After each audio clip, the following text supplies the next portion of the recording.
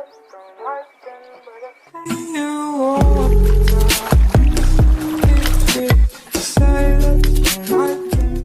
to the most mediocre and inconsistent booktube channel.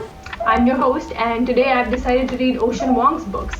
Because one, his name is super aesthetic, and even like the titles of his books are like very intriguing and mysterious and very literary fiction-esque, if that makes sense. And I've been into literary fiction since it's been a while. So yeah, I want to read his books, and His books have just taken over booktube, so I want to see what the hype is about. so the books I will be reading today are On Earth We're Briefly Gorgeous and Night Sky with Exit Wounds. I have no idea what they're about. That's why I'm making this video. So yeah, let's do this. Start a life at Flex. Okay, bye. So the original plan was to read Night Sky with Exit Wounds first and then On Earth We're Briefly Gorgeous because I wanted to leave the best for last. And then I just found out that Night Sky with Exit Wounds is a collection of poetry. Now you probably won't know this because I've never said it on this channel, but I absolutely hate poetry. thanks to Rupi Kaur and Amanda Lovelace and that other chick I don't remember the name of, and basically Instagram poetry in general, they just absolutely made me hate the entire genre. I loathe it. And since I've decided to read this, there's no going back. But do note that I have nothing positive to say about poetry, but the cover is pretty though. I will insert a picture. Speaking of things I hate, summer is just a hot, sticky, bug-infested waste of time. I just hate this season. We're already off to a good start. So I just read the opening poem called Threshold, and I already have something to say. Nothing negative, to the contrary. In the body, where everything has a price, I was a beggar. On my knees, I watched through the keyhole. Not the man showering, but the rain. Falling through him, guitar strings snapping over his globed shoulders. He was singing, which is why I remember it. His voice. It filled me to the core, like a skeleton. Even my name knelt down beside me, asking to be spared. He was singing. It is all I remember. For in the body, where everything has a price, I was alive. I didn't know there was a better reason. That one morning, my father would stop. A dark cold paused in a downpour and listened for my clutched breath. Behind the door, I didn't know the cost of entering a song was to lose your way back. So I entered. So I lost. I lost it all with my eyes wide open. So did I understand everything? No. But am I gonna psychoanalyze it? Yes. Okay, so revisiting a certain line. That one morning, my father would stop. A dark cold paused in downpour and listened for my clutched breath behind the door. So I entered. So I lost it all with my eyes wide open. The dark cold paused, the guitar strings over globed shoulders, and the wide-eyed grim conclusion, Threshold. It displays Vuong's talent for imagery, attention to craft, and his capacity to bring forth a bitter, vulnerable voice to life's ups and downs. And I know because I'm an expert in poetry. So the violation that closes the first poem opens the questions to the poems after the first poem. Okay, so I'm going to read on and finish 1/4 of it and then psychoanalyze, and then I will come back and update and summarize whatever I've read. So far I just read one page and it's pretty good. I love the juxtaposition and the oxymorons and the imagery. I think it adds a great deal of life and it's just a great deal of heart in the poem. So I read 40% of the book before I got caught up in life and I had to participate in it. So now I know what the book is about. I mean, I know what the collection of poetry is about. It's basically comprised of 3 sections. The first section is about his family, his heritage, the Vietnam War. And the second one is about his childhood life, his body, and his strange perspective on things, which I will get to in a minute. And the third section explores adulthood and grief and just being an immigrant. One thing that I find very interesting is that he draws upon these Greek mythology references and he takes them into an entirely new context, a completely different perspective, and it's just charged with so much energy and passion. It's a very intriguing book. Ocean Vuong has such a unique and interesting way of discussing bodies. So before I continue to read on, I just want to quickly discuss a few lines that I really liked. So he says in a poem that maybe the body is the only question an answer can't extinguish. What I have kind of understood based on that is he has a jolting view on how we inhabit our skin and exist in relation to each other, if that even makes sense. I don't think that made sense. I just don't know how to explain that better. Anyways, moving on to the next line that I've been very impressed by. He says the body is a blade that only sharpens by cutting. Let that sink in. Very self-reflective. And in this other poem, I'm not exactly sure which, I don't remember the title. I just remember just noting, I didn't note it down, I highlighted it, so I'm just referring to that. I will mention the page numbers somewhere on the screen. So he says the most beautiful part of your body is wherever your mother's shadow falls. That is one of the most beautiful and exquisite lines my eyes have ever gazed upon. That's all I have to say for this little mini update.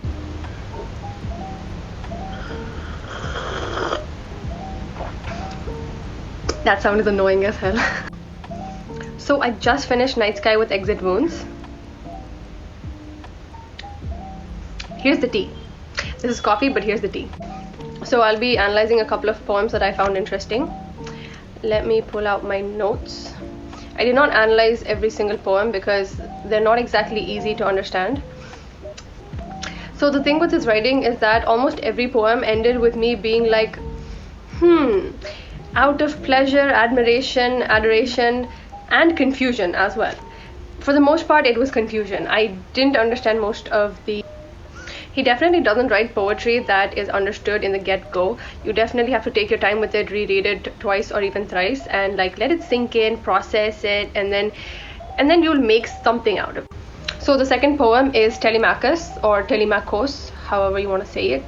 I'm going to quickly just read through the poem so that you have some kind of context and the words will be around the screen, around my face, and then I will analyze it real quick. I'm going to be reading this in the British accent, please bear with me. It's just that poetry is in the British accent for me. I can't not do it in the British accent. It's just super weird. Telemachus. Like any good son, I pull my father out of the water, drag him by his hair. Through white sand, his knuckles carving a trail, the waves rush in to erase. Because the city beyond the shore is no longer where we left it, because the bombed cathedral is now a cathedral of trees, I kneel beside him to see how far I might sink. Do you know who I am, Ba? But the answer never comes. The answer is the bullet hole in his back, brimming with seawater. He is so still, I think he could be anyone's father. Found the way, a green bottle might appear at a boy's feet containing a year he has never touched. I touch his ears. No use. I turn him over to face it. The cathedral in his sea-black eyes. The face, not mine, but one I will wear, to kiss all my lovers goodnight, the way I seal my father's lips with my own and begin the faithful work of drowning. So who is Telemachus and why was the reference made? For those of you who don't know and who didn't understand the reference, Telemachus is Odysseus and Penelope's son, which is a direct Greek mythology reference. Let me break it down for you. Let me give you a little mini Greek mythology class, Greek mythology 101 if I may say so. Basically, Odysseus abandons Telemachus at a very young age, and 20 years later he is advised to go in search of his father because his mother is attracting a lot of suitors, a lot of men, and he goes in search of his father but he never finds him. That's the story, that's the reference he picked up on. So similarly, this poem is about a son who goes in search of his father to the sea, but unlike Telemachus, Ocean Vuong actually finds his father, or the speaker he's referring to finds his father. And addition to this, Telemachus, the name means far from battle or far fighter, which signifies the fact that, or is more evocative of the fact that Ocean Vuong's own immigrant experience, still fighting off the traumatic experience and legacies of the Vietnam War, even after he lives in America. So it's just an ongoing battle for him. So that's Telemachus. That was the easiest poem to analyze out of his lot. The rest of them are pretty not easy. I'm done with my coffee, so I'm going to move on to the next poem. This could just be me, but the reference to the presence of the bombed cathedral basically, and the way it's internalized with his father's sea black eyes, I kind of feel that it not only reflects his father's piousness, but by some extension his father's investment in the past and his inability to move on throughout the extent of him crossing the ocean. And trying to get over the entire experience of the Vietnam War. Moreover, the presence of the ampersand in the penultimate line, reiterated many times, like throughout the entire collection, in the place of the word and, seems to produce a greater sense of linkage between the father and son. I could be looking too deep into this, but hear me out. So even when language fails to like capture the tightness between the father and son and the bond, you can feel the immediacy of the speaker to like try to express it and communicate it in different forms. So the ampersand symbol is a more visual way of representing the and, the togetherness. I don't know if I'm making sense, but yeah, I kind of feel like the ampersand symbol has been used to express the tight bond between the father and the son. Lastly, I'm almost done with this poem. The fact that the speaker addresses to drowning as faithful work calls back to the father's possibly religious investment in the cathedral, and it brings our attention to the weight of history, to the constant contending the children must do with the traumas of their parents' lives in order to faithfully live their own lives. And that is Telemachus. That's what I took out of the poem. I hope it made sense, at least a little. Wait, did we just do one poem all this time? So poem number 2, not really number 2, I'm not sure of the order, it's probably somewhere in the midsection of the collection, is O Bard with Burning City.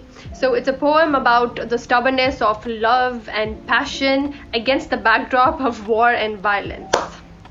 Yeah, I'm not going to go into too much detail with this, I'm not going to go line by line and stuff, but the overall synopsis and like the summary I will just go through. I just said I'm not going to go line by line, but I highlighted something very important and I need to discuss it real quick. So the treetops glisten and children listen. The chief of police face down in a pool of Coca-Cola. A palm-sized photo of his father soaking beside his left ear. The song moving through the city like a widow. A white, I'm dreaming of a curtain of snow falling from her shoulders. O Bard with Burning City basically follows all the death, destruction, the chaos evolved in Saigon April 29th, 1975, when the American military evacuated the Vietnamese civilians and the refugees from Saigon, leaving the city to fall in the power of the North Vietnamese forces. The embodiment of death and chaos includes the dead chief of police that I just mentioned in the line. I'm astonished and amazed at how wonderfully elegant his descriptions of war and violence and death are. Like, you don't necessarily feel like you're reading stuff about death and violence, but it's just so beautiful, like the way he expresses. It's so elegant and it's eloquent and so delicate. I feel like I'm holding his heart in my palms. Not this, like, if I had the actual book, that would make more sense, but it still feels like I'm holding his heart in the palm of my hands. The last poem we'll be discussing is On Earth We're Briefly Gorgeous. Speaking of On Earth We're Briefly Gorgeous, I'm going to pick up the book in a few minutes, so as soon as I'm done with this. Yeah, so I thought it would be fitting to discuss it as a last poem. Why am I even explaining this? Let's talk about the poem. I don't know why I look like I ran a marathon when all I did was talk about poetry. Random. This poem has a lot going on for it, so I'm going to keep it very brief. On Earth We're Briefly Gorgeous is concerned with the speaker's interactions and encounters with men and his violent desire to keep them close to him and be kept close by them. So this idea of the body as a site of craving, the threshold where unrealistic or fantastical desires meet the real limitations and consequences, has been an underlying theme throughout his entire collection of poetry. This poem is unique in its non-linear structure. Like, each fragmented narration is executed in short sections where they begin with the marking of a backslash. So not only is this a striking example of parataxis is basically the juxtaposition of fragments without clear connection. It's kind of used like the body of the poem, containing a multitude of contradictions. But alternatively, is the backslash a Roman numeral 1, indicating that each vignette is an attempt to start over, is my question. I personally think that it could be seen that way, but I'm not sure if he intended it to be like that. The poem overall has much contradiction on its mind, not only on the level of the poem's highly varied forms, but also on a linguistic and content level. In the first section, for example, the body hungers for something impermanent that it knows it cannot keep, which might be considered contradictory. And again, in the first section, the speaker talks about his lover's hand being pinned to his chest, directly contradicting his previous statement. Finally, I love his play on pseudo-homonyms, the way he uses amen and amend and guess anyway. Yeah, that's about it for the poetry section. So my overall synopsis and like rating and the whatever, like, you know, what's the word, the writing style, my thoughts and opinions on it, and the demographic perfect for this book will be mentioned after I'm done reading On Earth We're Briefly Gorgeous. Like, my overall opinion on Ocean Vuong will be mentioned after I'm done. So now I'm gonna go read On Earth We're Briefly Gorgeous as soon as I'm done brushing my teeth, because I absolutely hate the stench and the aftertaste of coffee and tea. I just don't understand how people consume it without brushing their teeth later on. Like, it's annoying the heck out of me right now. So anyways, I'm gonna go. Bye, see you later.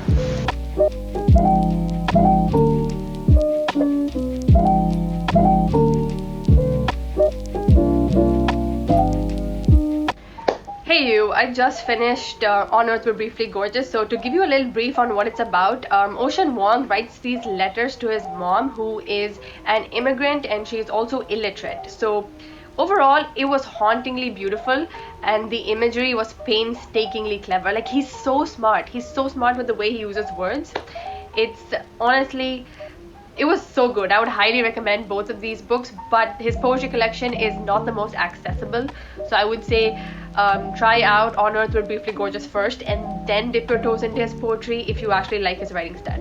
I also think that his writing style works better with poetry, which is contradicting to what I just said. But yeah, it works better with poetry than prose, but I still loved his prose more than his poetry because it was just easier to understand. Overall, the verdict on Ocean Vuong is, I gave Night Sky with Exit Wounds a solid 3 out of 5 stars. In a perfect world, I would give it 4, but the world's falling apart. How is that related to the book? It's not. This is my channel, so I'm just going to give it 3 and move on with my day. And I gave On Earth We're Briefly Gorgeous a 3.5 stars because it was more accessible. The only con I felt was I felt kind of distant towards the author because of how short the book was. If it was a little longer, I would have amped it up to like a 4 out of 5 stars. So yeah, overall, I think Ocean Vuong is the new Walt Whitman. That could just be me, but I think he's so talented and so clever, and I am looking forward to his new book. I heard that he's coming out with something new. I'm not sure what it's called. I don't even know if it has a name yet, or if it's poetry or prose. But anyways, yeah, he's instantly become my auto read. That's all I have to say. I hope you have an immaculate day or night, whatever the time is where you live. Subscribe, maybe. That was so cringy. Okay, bye.